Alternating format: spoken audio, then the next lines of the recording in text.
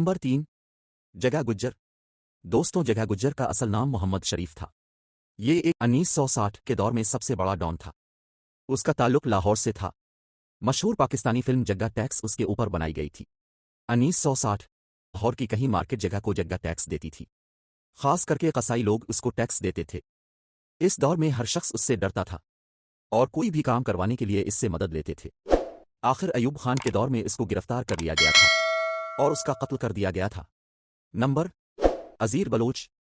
दोस्तों, ज़ेब बलोच का असल नाम अज़ीर जान बलोच है। अज़ीर बलोच कराची के मशहूर इलाके लियारी के सबसे बड़े माफिया में से सबसे बड़ा डॉन था। ये पीपल अम पार्टी का सदर भी था। उसने अपनी क्रिमिनल करियर का आगाज़ अपने वालिद के कत्ल के बाद शुरू किया।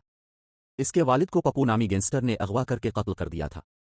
इसके बाद इसने अपने वालिद के कातिल को कत्ल करके इसका सर लियारी में फेंक दिया और उसको आग लगा दी। इसको कत्ल करने के बाद इस गैंग का हेड बन गया।